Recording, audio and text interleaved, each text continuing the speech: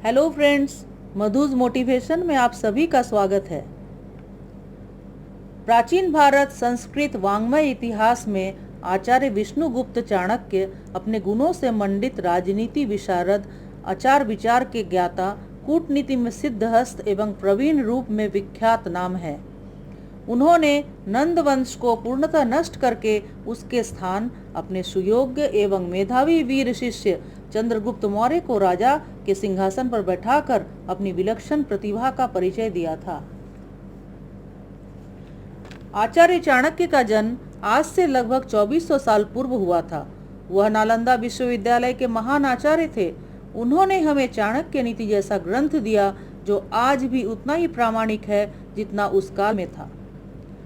चाणक्य की कुछ ऐसी नीतियां हैं जो आपके जीवन में सकारात्मक बदलाव ला सकता है। तो फ्रेंड्स, आज मैं चाणक्य नीति की तीसरी अध्याय प्रस्तुत करने जा रही हूँ। दोष किसके कुल में नहीं है? कौन ऐसा है जिसे दुख ने नहीं सताया? अवगुण किसे प्राप्त नहीं हुए? सदैव सुखी कौन रहता है? मनुष्य का आचरण व्यवहार उसके खानदान को बताता है। भाषण अर्थात उसकी बोली से देश का पता चलता है। विशेष आदर सत्कार से उसके प्रेम भाव का तथा उसके शरीर से भोजन का पता चलता है। कन्या के विवाह अच्छे कुल में करना चाहिए। पुत्र को विद्या के साथ जोड़ना चाहिए। दुश्मन को विपत्ति में डालना चाहिए और मित्र को अच्छे कार्य में लगाना चाहिए। दुर्जन और सांप सामने आने पर सांप का वर्ण करना उचित है, न कि दुर्जन का, क्योंकि सर्प तो एक ही बार डसता है परंतु दुर्जन व्यक्ति कदम कदम पर डसता है। इसीलिए राजा खानदानी लोगों को ही अपने पास एकत्र करते हैं, क्योंकि कुलीन अर्थात अच्छे खानदान वाले लोग प्रारंभ में, मध्य में और अंत में राजा को किसी दशा में भी नहीं त्यागते। प्रलय काल में सागर भी अपनी मर्यादा को नष्ट कर डालते हैं, परंतु साधु लोग प्रलय काल के आने पर भी अपनी मर्यादा को नष्ट नहीं होने देते। मूर्ख व्यक्ति से बचना चाहिए। वह प्रत्यक्ष में 2 पैरों वाला पशु है।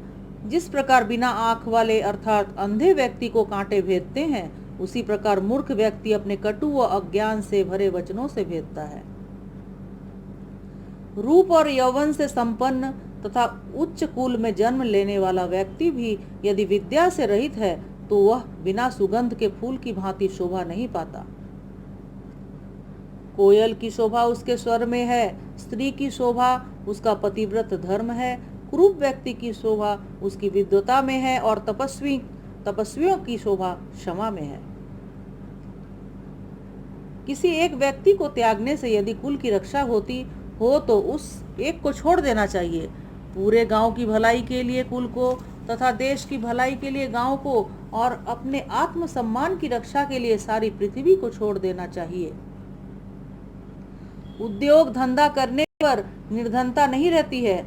प्रभु नाम का जप करने पर पाप नष्ट हो जाता है। चुप रहने अर्थात सहनशीलता रखने पर लड़ाई झगड़ा नहीं होता और वो जागता रहता है अर्थात सदैव सजग रहता है। उसे कभी भय नहीं सताता।